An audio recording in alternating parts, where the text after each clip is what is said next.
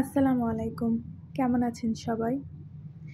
গরম গরম চিতই পিঠা সঙ্গে কষা মাংস আর ধনিয়া পাতার ভর্তা।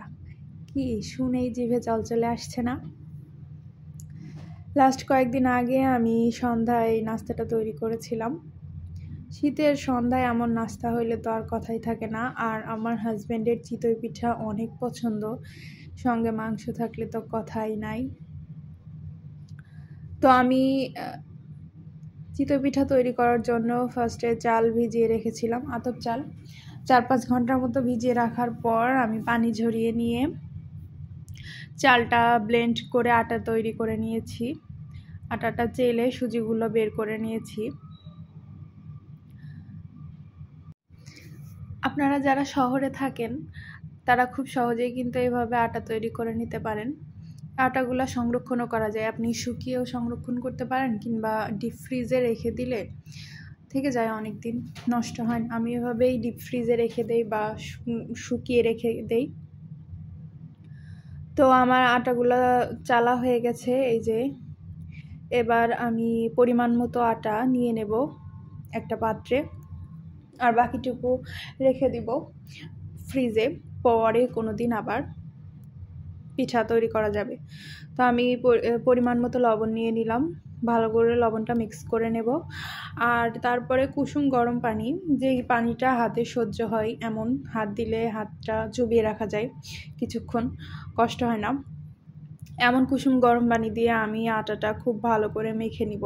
ফার্স্টে অনেক ভালো করে মাখতে হবে পুরোটা, যাতে ভেতরে শুকনা না থাকে। তো এভাবেই আমি অল্প অল্প করে আটা দিয়ে অনেকক্ষণ ধরে মেখে নেব। নেওয়ার পরে আমি পরিমাণ মতো পানি দিয়ে দেব। ডোটা খুব বেশি পাতলা হবে না, আবার খুব বেশি ঘনও হবে না, এমন একটা ডো হবে। তো তারপরে আমার ডোটা তৈরি করা হয়ে গেলে আমি একটা মাটির পাত্র গরম করে নেব, মাটির তাওয়া, চিতই পিঠা বানানো। তাওয়াটা ফাটা দেখে আপনারা কিছু মনে করবেন না, আসলে এই তাওয়াটায় আমার পিঠা অনেক সুন্দর হয়, এই জন্য এই তাওয়ার মায়া আমি ছাড়তে পারি না। তারপরে আমি চামচে করে ডোটা দিয়ে দিব এবং ঢেকে দিব। কিছুক্ষণ পর তুলে দেখলাম, এই তো হয়ে গেছে। কত সুন্দর হয়েছে পিঠা দেখুন।